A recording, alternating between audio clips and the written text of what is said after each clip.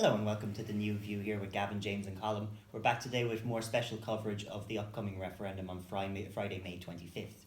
Leslie Hughes joins us today. Leslie, you're very welcome to the programme. Thank you very much for having me. Leslie, you are the director of the Sinn Féin Waterford Repeal campaign, is that correct? That's it, yeah. You're very welcome to the programme. Thanks a million. So you're here today to advocate why we should be voting for a yes in the Friday referendum, is that correct? Absolutely, yeah. So my first thing that I'm going to ask you to do, Leslie, is can you read the Article 43.3 of the Constitution, which was introduced in 1983 by the 8th Amendment? Okay, so the state acknowledges the right to life of the unborn and, with due regard to the equal right to life of the mother, guarantees it in its laws to respect and, as far as practicable, by its laws to defend and vindicate that right. The subsection shall not limit freedom to travel between the state and another state. This subsection shall not limit freedom to obtain or make available in the state, subject to such conditions as may be laid down by law, information relating to services lawfully available in another state. So those two subsections were introduced by referendums in the 1990s. Can I ask you, what is wrong with the main body of 43.3 giving the right to life of the unborn? Well, the right, like they're what they're doing there is what's happened is they're saying that the unborn, the fetus, has the same rights as a fully grown mother who might have children at home, whose life could be in danger. So they're saying the two of them are the same. I mean, it's not the same. They're not the same. And like we were listening to debates last night where people are saying that there were two individual, independent, living creatures. That's not living human beings, but they're not two living human beings. You've got a mother who is carrying the child, and then you've got a fetus, which in a lot of cases, when this comes up, is fetus that may not be viable. So how can a non-viable pregnancy be likened to a woman who is living, breathing, has children at home, has loved ones? How can they be the same? I don't think they are. So this referendum that we're faced with on Friday, May 25th, is about repealing or retaining this particular article of the Constitution. Can you tell our viewers and listeners at home, why should they repeal this this article of the Constitution? There's so many reasons why it has to be repealed. It's not why it should be, it has to be repealed. Women's lives are at risk constantly with this, regardless of whether they want to have a termination or not. When you're pregnant, you do not have the rights over your body. So if there's a procedure that you need to have, say for instance, if you take antipsychotics, they will not leave. You cannot take the antipsychotics while you're pregnant because they're damaging to the unborn life. Or if you've got cancer, you won't get your cancer treatment because, again, so you're left then to become ill, possibly die. So there's no choice given there whether that woman is going to be allowed to carry on her life. She has to just it's Russian roulette really. But it's not even just down to that, it's down to everything when you're pregnant. You don't have any choices over yourself, over your own body. And it could be even down to if you're, like there was a woman, I was reading an article about her, I forgot her name now. But like she was in excruciating pain from, I think it was from around 24 weeks. She was in excruciating pain and she had a lump, she found a lump. And basically, when she got to 34 weeks, she was in so much pain that she was admitted to hospital. And she begged for them to induce her early.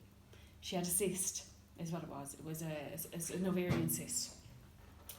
But basically, they let her go, and they didn't induce labour. Now, inducing labour to have a baby that she was going to hold at the end, that's a termination of pregnancy, even though the baby's not going to die.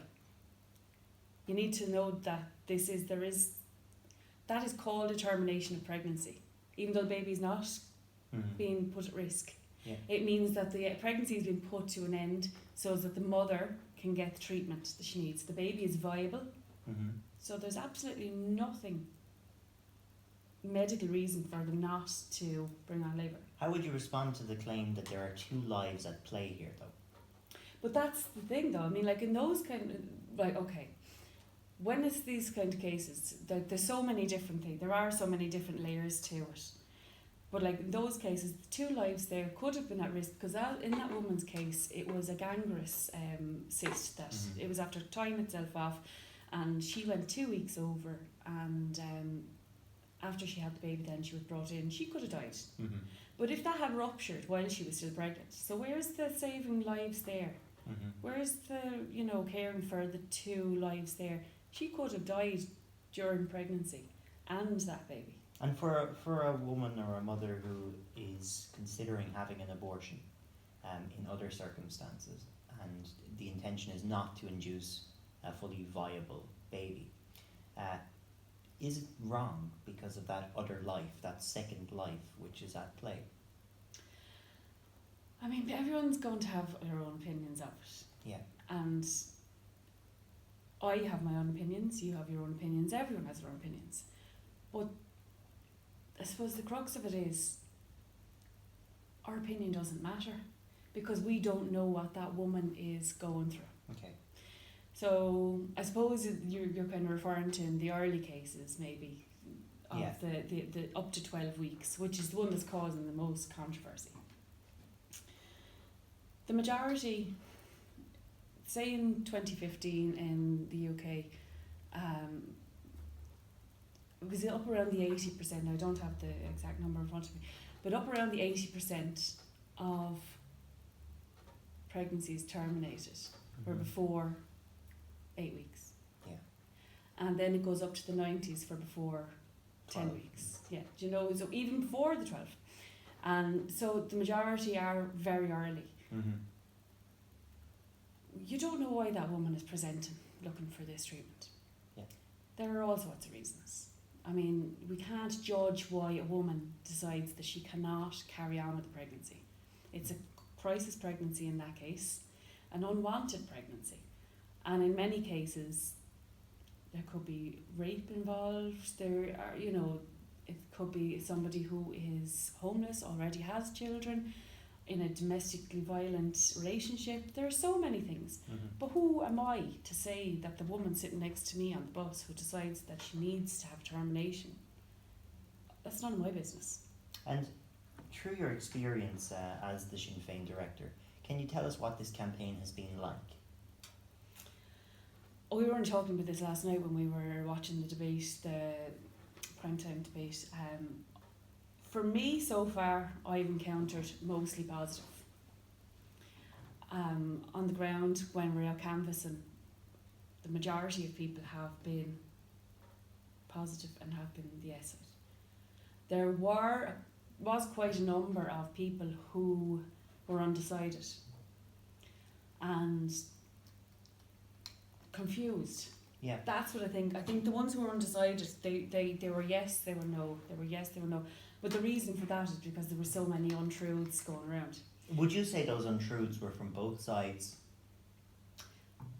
No, and not just because I'm on the pro-choice side, but no, the tactics, and I'll say it honestly, the tactics have been dirty from the no side.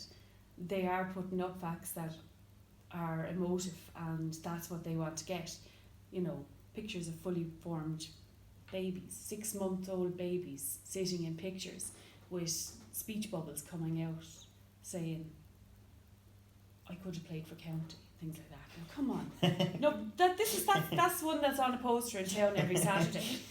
Or the saying that 97% of Downs babies are aborted in the UK. All these things, isn't it? They're just there because they want to scare people. So has your campaign been a positive one? Positive, yeah. Well, yeah. Now we have had, and I've experienced, and I've been with people, campaigners who have experienced negative, where they have been targeted. But myself, positive, and I'm really positive about this happening. One question that some people may ask at home who are unsure today is about the particular campaigning methods of both sides. And I was only speaking to a friend of mine in college only 2 weeks ago who told me one of the things she fears most in life is being raped. That it's a complete violation of her body, and that I would never understand that as a man. Well, men are It's raped too. it's particularly less likely in a male. Yeah. So, is this not a fear-mongering tactic to bring rape into the equation when it is so slim in the majority of cases where abortion is used? No, it's not a scaremongering. And it's something that has to be said, it has to be mentioned, these women need someone speaking up for them. And I've worked with rape victims, I've been a support worker for rape victims. And I actually am a survivor of abuse myself. So it's not that, if it was a case that I thought people are using vulnerable women to try and better a campaign, it's just not. It's not. It's 100% not. But the thing is, out of the women who do present to the Rape Crisis Centre, or the women who would have gotten, that are in the statistics, okay? Yeah. So that's a number that's in statistics. That's not a true reflection of what really goes on, unfortunately. Some people don't come forward. People don't come forward. And then you have people who are raped and they're in denial about what's happened and they're consumed with guilt, and 6-7 weeks down the line they realise they're pregnant. They still mightn't go on statistics, There's also rape within relationships. It's not a case of people have a view of that we're saying that everyone's being raped and they all need to have it's not that, but you need to open your eyes to this. These people are extremely vulnerable anyway. Yes. And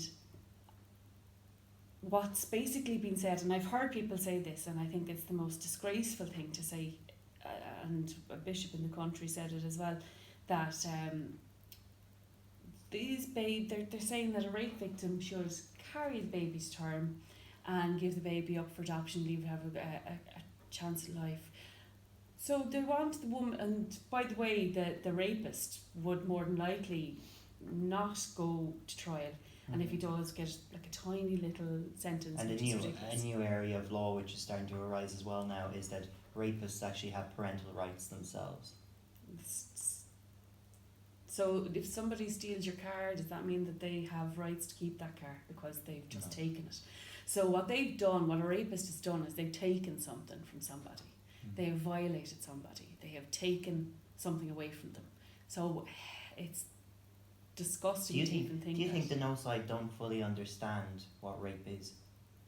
I would say that they do understand, but they just don't want to admit it. They seem to be devaluing the argument that you present.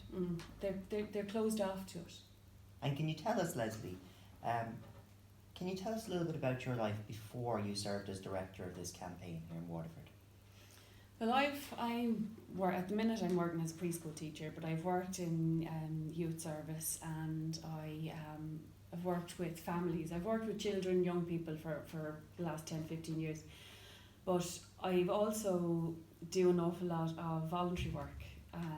So I would have volunteered in an orphanage in Moldova for some time. And over there I witnessed an awful lot of young girls that were just dumped in there and basically being abused in the country, really vulnerable girls. So that's why I came back and decided that I wanted to go down the route of working with vulnerable people. So I would have done a little bit then with Women's Aid, and I did a bit with Childline as well for a few years. But last year, what I did was I got involved with Pieta House, and we climbed Kilimanjaro for Pieta House last year. But what we did was we went around not only just doing that to raise money, but we went around kind of the country kind of spreading awareness for mental health. And I suppose during that time I left out my own kind of story, you know, and my own backstory would be that I was somebody that was groomed as a teenager, and unfortunately became a victim to abuse then, and would have been somebody who survived suicide, and all these things which people don't really like to talk about are things that I ended up coming out and speaking about last year, because I was advocating for people to share the load, so I had to do it myself. How hard do you find it to share your experience even today? No, I don't find it hard at all anymore. Now, at the very first time I did last year, very hard. But what I would say to people, regardless of whether it is something to do with a crisis pregnancy or mental health, once it's as simple as saying that. I know it's not simple, but the feeling of it, when you share that, you're taking some of that load off you. And the more you talk about it, the lighter that gets. So that kind of led me on to then when I was, talking about that I had that freedom from the mental health side of it, and I had the freedom for that. I felt more open about speaking about what's happened to me with regards myself being affected by the 8th Amendment. Last weekend, actually just gone there, was an anniversary for me for two reasons. I lost two babies, and one of them, it was the anniversary of the weekend that baby, that I had my second miscarriage. But last Sunday would have been the 5th birthday of the first baby that I lost. And the reason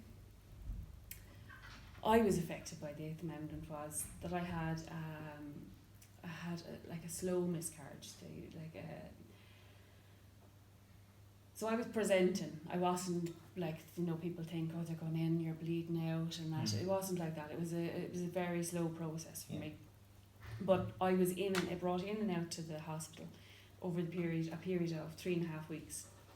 And during that time, I was given false hope, going all the time. By family or medical staff or friends? Medical staff.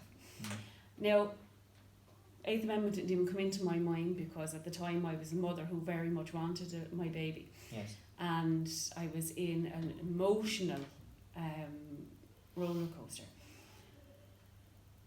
But they kept me in for one full week at one point. And they said they'd keep me in for observation. And I just, I was just stayed in. I had a young child at home. He was 1.5, and my daughter was at home as well. But I just went in thinking, this is what they're going to do. They're trying to help me save my baby. They knew all along the baby wasn't viable.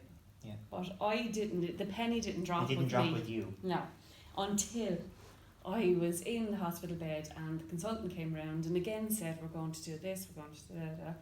And I said, can you just tell me, can I start grieving this pregnancy, or do I continue to get hope? Now, as I said to you, I've suffered from mental health issues as well, and I am somebody who has had problems in the past. So my emotional state was teetering. For sure. But unknown to myself, they had me in monitoring me, because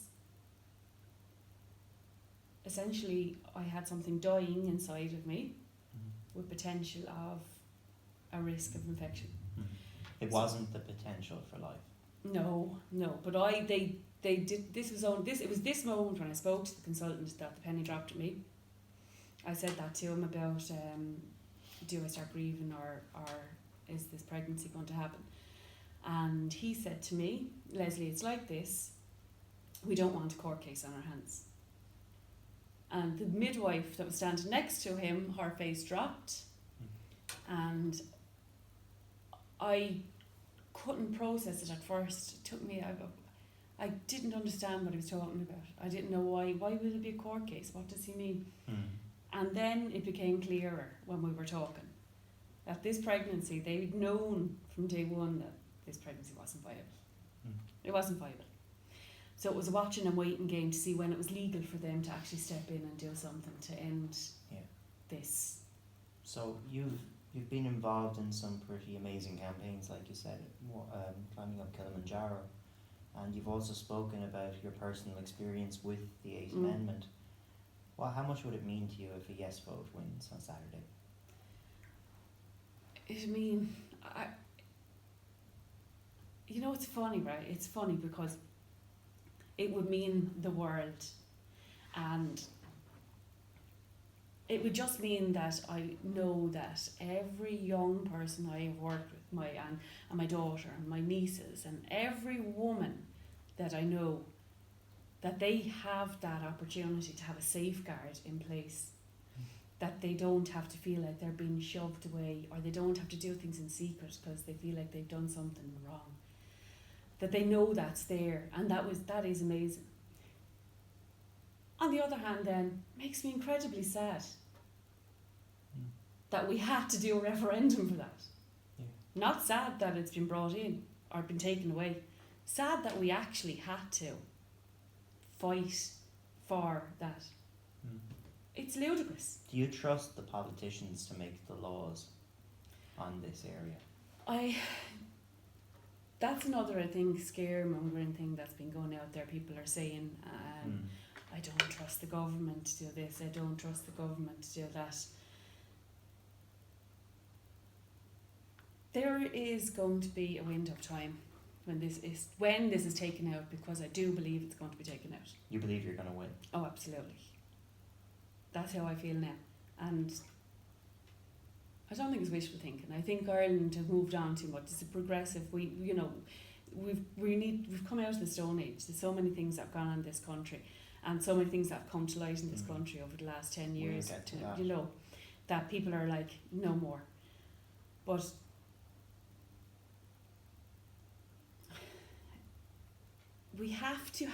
there has to be legislation hashed out. Yeah. And for people that are saying they don't trust the government are not going to, they're not going to wake up tomorrow and go, yeah, we have this here now, we're going to just do that. There has to be legislation hashed out. Everyone that's fighting for any avenue of this, this is your time to fight to help the legislation being built, put in place. Nothing can be done unless we take that out. And in order to have that put into the Constitution again, we need the government. Let them be our tool. Now, you've used the word that we're a progressive society. If on the 26th of May the outcome is that the people have voted no, how will you react, and what will be the path forward for the Yes campaign? I moved to another country. But really? I would be dumbfounded. I'd be disgusted, I have to say. I would be disgusted. Because if people vote no because they don't trust the government, or if people vote no because they think that abortion on demand is going to happen, if the country do that, what are they saying about the women of Ireland? Do we not trust our women? Do we not trust that the women are not going to wake up on the 26th and say, abortion is in, I'm putting that on my bucket list? Nobody aspires to have an abortion. They don't. So I heard one person say to a campaigner on this canvassing. Now, I was at another door, about 4 doors up at the time. I hope this is not an inappropriate thing to say. Well, he said it during the day to one of our campaigners, but he said to her, what about the sluts who go out at the weekend and sleep with everyone and anyone? I think people have heard similar conversations said. And shame on him for thinking that. Shame on him for saying something like that. And there are people who are thinking these kind of things. But do you not think that some people on the no side do have some legitimate concerns? To them, of course, they're legitimate. I mean, everyone who has a concern or an opinion, well, majority of people who have concern or an opinion have so for a genuine reason. But I think it's because they close themselves off to the bigger picture. Some people like to think that the world is black and white. It's not black and white. It's all shades of grey. And that's what people need to open their minds to. That it's not just a case of we're killing, we're not killing. It's not that. You've alluded to the treatment of women in this country, and quite aptly one might say we are broadcasting today from Waterford Institute of Technology's College Street campus, which was a former Magdalen laundry. Yep. How do you believe women are treated in Irish society today? Have we improved from those days, or are there still wrongs committed against women? Absolutely still wrongs. I mean, we've come on in the last 100 years, which is nothing really when you consider how old it has come on. Not far enough though, but I think this is the year for it. And we were talking earlier, and it is the year of the woman. It's 100 years since we got our vote. It's ridiculous when I say it, isn't it? But this is the year that things have to change for us. As I said, I've worked with victims of rape, and the high profile Ulster case there recently. That's highlighted just how poorly women are treated as well. The cervical check scandal. Yes. And the Eighth Amendment. All these things affect women.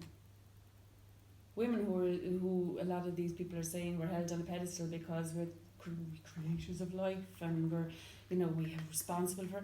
Well, show us that then. Give us the respect of giving us decent health care and trusting us with our own bodies. I want to ask you, it's something that has come up in the campaign, and I think it requires a little bit of clarification. Some people on the no side will say, Leslie, there are alternatives to abortion. Abortion won't solve anything. You can always give it up for adoption. Is adoption an answer instead of abortion? So to get to the stage where a child is being adopted out, they have to have gone through 9 months of being carried by a woman who does not want to be pregnant. Yes. Okay? So, I'm not saying all of them, because there are women that have been the women who have had to do that. But they may not reach the end of that 9 months because the mother is so distressed over it. So why should, just say again, because we were talking about rape victims, if it was, and I know this is the case, because there was a case in Ireland where there was, not that long ago, where a young girl presented herself as suicidal. Yeah. She had been raped, and she was put in a psychiatric unit. Prior to the 2014 and 2013 Act Protection of Life during pregnancy. But these things are still happening. People are, that does not work. I'm sorry now. The Eighth Amendment doesn't work? No. And no, the protection of life. Life during pregnancy. No, and the doctor was on the thing last night talking about it, and he's saying he would do it. It's not, and I'm a person that will tell you, because I've been there. It doesn't work. But back to the adoption. The thing that in a utopian world, all these babies are the no-siders are saying, have the baby, adopt it, we'll look after it. But they're not. In the last single parents, single mothers over the last few decades have been horribly put down, horribly let down in this country. Not just single mothers, but it's a good example. There they are again, look at them doing that, they're looking for a house, or they're looking for handouts, putting them down all the time. That's not supporting somebody. There isn't supports out there for people. There isn't supports out there for people. And that's something that's evident because we have such a massive housing crisis at the minute. So where are they going to do this? Let me ask you, when did you get involved in this campaign? I actively involved, it would have been in the last few months. And how long did you believe in it for? I've always, I suppose, believed in it, even though I would be a person that in my own teens and that when I heard of people having abortions, I would have kind of gone, oh, I'd hate that. I wouldn't like to have an abortion. And as I said before, nobody aspires to have an abortion, but I always supported anyone. As I said, I travel. We were talking about ourselves earlier on. I travelled with somebody quite some years ago, and if it was me, I wouldn't have done it, but I supported that girl. Yes. She needed support. And the reason why I supported her it wasn't my choice, it was her choice. And who was I to judge her? I wasn't the one going through it. I want to ask you about Savita Hallapanavar, the woman who died in a Galway hospital. This death and the reaction to it seems to have reignited this issue in the last 3 or 4 years. But, you know, a lot of our listeners will have heard her name and know nothing about her. What really happened there, and was the Eighth Amendment responsible? Yeah, Savita was a young mother. She had other children and she was expecting. Basically her pregnancy wasn't going to plan. She was becoming very ill and needed to have the pregnancy terminated. This wasn't being done for her. And I'm just giving you kind of a summary, I suppose, because, you know, I feel so bad for Savita's family at the minute because they're 100% on the yes side. Yeah, her parents in India even, I believe. The No campaign have been using her picture without permission, and a poster of hers was actually burned earlier on. Was it today? That's correct. Or yesterday. Somebody burned a yes picture with Savita on it. So I feel so bad for everything around it, because they can't grieve till this is done. But she was very, very poorly. She was very, very sick. She needed that pregnancy ended. And it wasn't. She wasn't. And she died of sepsis. So she formed sepsis and she sadly passed away. Now, if when she presented and she was that ill, they say that this 40.3 works. No, it doesn't. They would have helped her. Now, there's a lot of people saying, oh, it wasn't her, it was neglect in the hospital, blah, blah, blah. The doctors, the consultants, they are facing fines and prison sentences if they do these things. So are women. If I was to take abortion pills tonight and it was found out, I could be facing up to 14 years. So these doctors are terrified to actually act. The consultant that spoke to me the time in my case, which, may I add, the reason they had me in for that full week was that I was at risk of infection. It could have ended up like Savita's case. The reason why they didn't do that, I don't really think it's because they were malicious or they wanted to neglect me. It's because they are so frightened of the Eighth Amendment that they can't touch it. Do you have a patient in your bed, or do you have a court case in your bed? And that's what they were looking at me as. Is this a potential court case? Savita was this a potential court case. What do you say to people who say that, you know, Leslie, I'm a religious man or I'm a religious woman, I'm a Catholic in the majority case in this country, which is still the case. I can't vote yes, Leslie. My church says no, I must say no. How would you respond to that?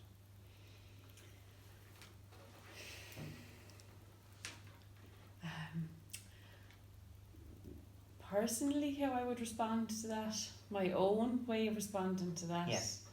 And I don't want to offend any Catholics that I know. I'm not actually I was raised Catholic, but I'm there's a lot of people in that place too. And I when I became an adult, decided that I didn't want to. So I don't want to offend people who are Catholic. But the Catholic Church also told us to put young women into buildings like this. Yeah.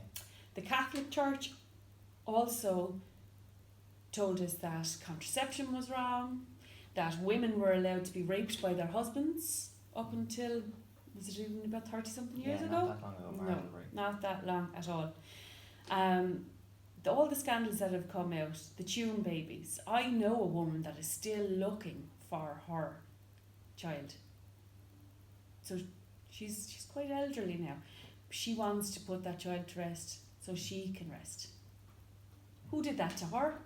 The Catholic Church. So the Catholic Church are telling you to be pro-life. I'm afraid to tell you that the Catholic Church haven't been very pro-life, in my opinion, and the opinion of a lot of people. But another thing to say on it is, if I can't tell somebody what to do with their body, how can a priest or a bishop who is never going to be in the situation, A, because they aren't going to be in the relationship, B, because they don't have a uterus, how can they tell us what to do with our bodies? So again, I don't want to offend people, but if it was any other religion saying it, I would say the same. You cannot be hypocritical and ruin thousands of lives and then say that you're pro-life. I want to ask you a question about human rights. Both the yes side and the no side have both said that their campaigns are human rights based. Our country has been brought before the EU in cases such as Mellett in Ireland, where Amanda Mellett brought our country to the European Courts of Justice in relation to her situation. The United Nations have brought us before them in relation to breaching a civil and political covenant. Is it wrong that these institutions are saying that our laws breach human rights law? And how would you respond to the no campaign who say we have no human rights without the right to life? It's embarrassing that the UN and that have to step in and say to us that it is a breach, because surely people shouldn't have to go to high courts for their own rights. So of course they need to be there to help to guide us if we've done this wrong. Are they? I've heard a lot of people, for example, after Brexit and even in this country as well, the Irexit, I've heard a lot of people saying that, we shouldn't be letting bureaucrats and courts not in our country tell us what to do. Is it not in some ways special that Ireland has a constitutional right for the unborn?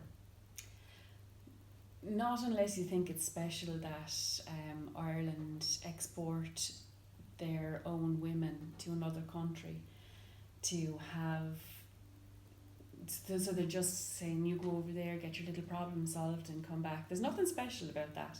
There's nothing special about doctors not being able to save their patients, that they could have very well gone through numerous pregnancies with them being their patients and delivered their living children who are at home but are about to leave that woman die because of something in the Constitution. I don't think that's special about Ireland. It's not that the baby, it's not that a pregnancy is not good, like that a fetus is not going to have any rights. It's not that they're going to be like, okay, pregnant, just forget about the unborn. Legislation has to come back in. We just have to take the 8th out to put more legislation in. But the thing that we can't forget is the woman is alive. She's your sister. She's your mother. She's your colleague. She's got small kids. She's the woman dropping kids off in the playground who's pregnant, but that baby is dying inside of her and she could possibly die as well. Don't forget that. It's not about, please don't think it's about, I have to say it,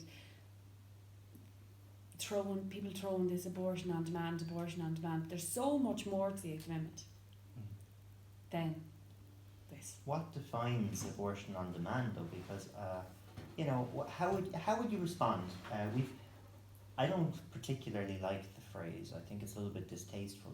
But hard cases, cases of rape, incest, fatal fetal abnormality, would you be okay with abortion in socio-economic grounds? there's 2 or 3 things there that I hate as well, like Yes. yourself. I hate But that. just, you know, I mean, Yeah. I hope throughout our coverage that I've been objective in Yeah, all of these absolutely, episodes. absolutely. But you know, a lot of people at home may be wondering Yeah. this. So No, but what I mean is, the abortion on demand, I think, like yourself, I hate that. I think it's an awful term. And hard and soft cases. I mean, who am I to say that girl's case is a hard case and that's not a hard case? Like, okay, abortion on demand. I'm not somebody who would like to have an abortion. no. As I said to you before, nobody would like to have an abortion. Mm. Nobody I don't wakes even up. think people are going to the No, dentist, let no. alone. People don't wake up and say, if it happens to me, I'll go and get one. You don't know how it feels until it happens to you. Okay, so obviously 100%, I think rape, incest and risk of life Mm-hmm. should be a no-brainer. What about socioeconomic? If a 15-year-old girl becomes pregnant, Mm-hmm. she is living with her single parent mother who is unemployed, and they are living in a B&B or a hostel waiting to be rehomed. The 15-year-old is still a child. How are they going to manage? How is she going to manage? How is she going to be able to physically give that child a good life when she's still a child herself who is, and it's hypothetical, and that's like But the I'm sure it notes that are happens. using, hypotheticals, even if it's an older, it doesn't have to just be, like, I mean, at the minute, majority of young people are living with their parents up until mid-20s. Things are different. People don't have finances, people don't have stability, security. Why are we forcing these people to carry out pregnancy that they don't want? So you would say it's an issue of choice? An absolute issue of choice. Mm. And we have no right to judge why they're choosing that. It could very well be that the finances are not there. I want to ask you one last situation-based issue before I let you once again address our viewers about why they should vote yes in this referendum. It has been cited, and I don't think it's been given much attention by the Yes campaign, and I think it perhaps should be, is the situation of people in direct provision centres who are asylum seekers, who have no visa, they can't travel to the UK in these situations. They are affected by socioeconomic status. What do you think should be the answer for somebody in that situation? I mean, the no side will say, oh, give them support and care for them. Like, I mean, is abortion an answer to helping that person in that direct provision centre? Of course, if that's something that the person needs.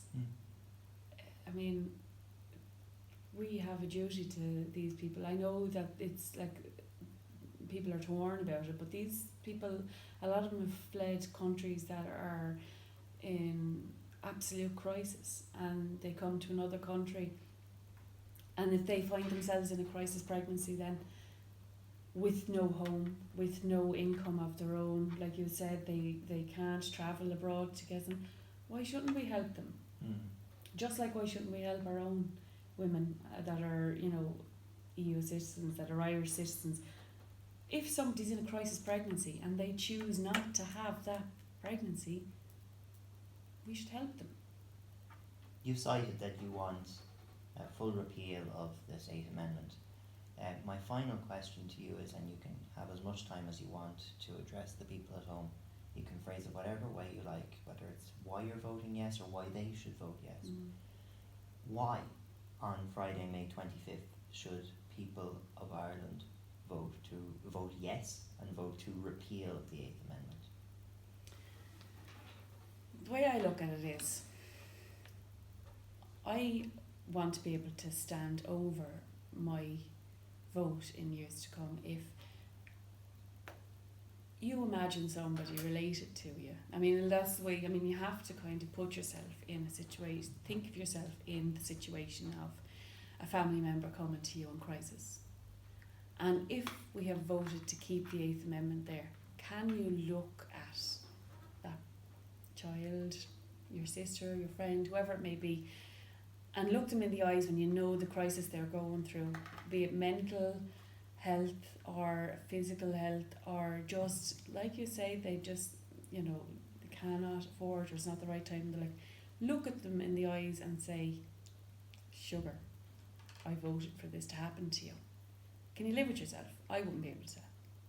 I want the best for my daughter. I have a teenage daughter, I've got nieces, I've got young people that I've worked with. I want them to grow up with the best health care that they could possibly have. And I want them to be able to look back and be proud of us for fighting for them. A lot of 16, 17-year-old girls out there who want to vote and don't have this choice. Think about their futures. Think about everyone's future. It's not our choice what happens to them, it's their choice. And I don't think we should be able to take that away from them. So that's why I'm voting, is that I want to be able to change things for the women in our futures. I think it's important that people get out there and do it, regardless of what you think. You get out and use your vote, have your say. Nobody can force you to do X, Y, or Z, but do it. But have that. Make sure you walk away from it and you can live with your decision, because you never know when it's going to arrive at your doorstep. You never know when the person sitting next to you every day in school growing up might need that. And I really couldn't live with myself if I thought I didn't fight for somebody that needed another right in their life. And it's very sad to say that we're fighting for this right in our life, but we need to have control of our own bodies when we're pregnant. Leslie Hughes, thank you for coming on The New View. Yeah.